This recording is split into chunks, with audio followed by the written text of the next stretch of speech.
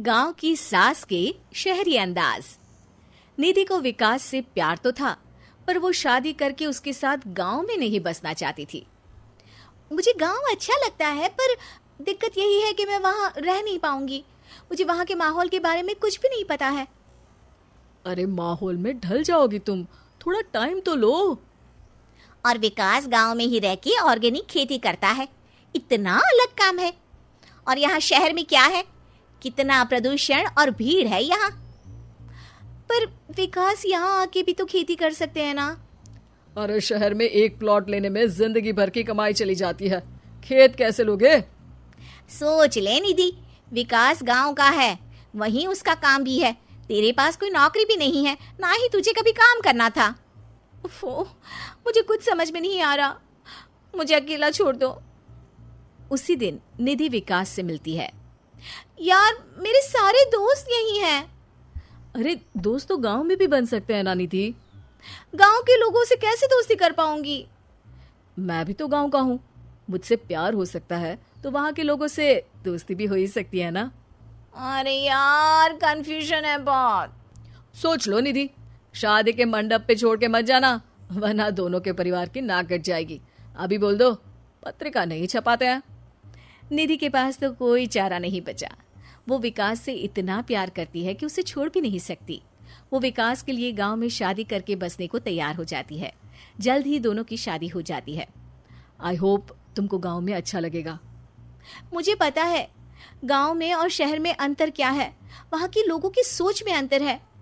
मुझे पता है कि कैसा लगेगा मुझे। तुम ये बिना देखे किसी चीज के बारे में कुछ भी सोचने की आदत छोड़ दो ना।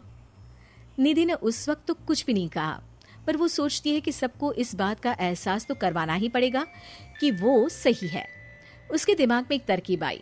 उसने सोचा कि गांव के लोगों के लिए वो ऐसा काम करेगी कि आगे से उसे कोई किसी काम का बोलेगा ही नहीं। शादी के एक दिन बाद निधि की सास ने फरमाइश की। निधि बेटा, अपने हाथ से कुछ खाने का बना दे। बिल्कुल सासू माँ, थोड़ा सा रुकिए, अभी बनाती हूँ। ये सही मौका था निधि के पास ये बताने का कि गांव के लोगों और उसके रहन सहन में कितना अंतर है। रोटी सब्जी दलिया भाजी खाने वालों के लिए पिज्जा बना देती हूँ, तब इनको समझ में आएगा। न खा पाएंगी, न कभी कुछ बनाने की बात कहेंगे। थोड़ी देर में निधि सास के लिए पिज्जा बनाकर ले आती है। ये लीजिए माँ जी, आपके लिए मैंने ये बनाया है। इसे हम शहर में पिज्जा कहते हैं, है ना बेटा? है? आपको कैसे पता कि इसे पिज्जा कहते हैं? अरे पिज्जा को पिज्जा नहीं बोलेंगे तो क्या फ्रेंच फ्राइज कहेंगे? गांव की सास से ये सारी बातें सुन के बहू चौंक जाती है, लेकिन सास एक और ऐसी बात कहती है कि बहू जिसकी उम्मीद ही नहीं कर रही होती है। बहू, इस पिज्जा के ऊपर ओरेगानो मिला दे और थोड़ा चिली फ्लेक्स, मजा आ जाएगा। माँ जी, गांव में रह के भी आपको ये सब कैसे पता है? अरे यूट्यूब टीवी सब खबर रखते हैं हम भी। इंटरनेट है जहाँ, जानकारी है वहाँ। अरे वाह माँ जी। अरे अभी वहाँ मत बोल, अब जब मैं पिज्जा का फोटो लेके फेसबुक पर डालूंगी ना, तो वहाँ कमेंट में जाकर वहाँ बोलना, ठीक है?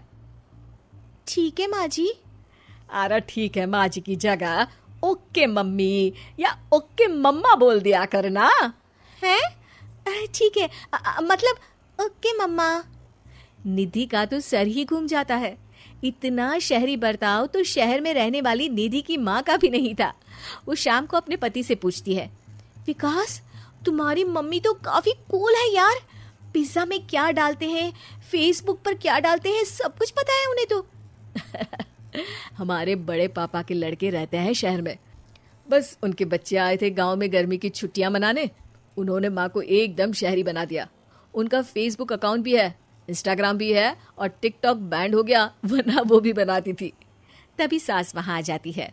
अरे निधि, मैं तुझे टैग नहीं कर पा रही हूँ, जरा मेरी फ्रेंड रिक्वेस्ट एक्सेप्ट तो कर दे।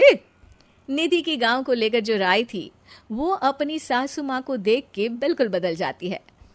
और अब निधि भी सोशल मीडिया पे अपनी सास के साथ लाइव आती है और कमेंट बाजी भी करती है, ताकि सबको पता चले कि गांव में रह के भी उसका जीवन शहर जैसा ही है और उसके आसपास के लोगों के अंदाज भी एकदम शहरी है।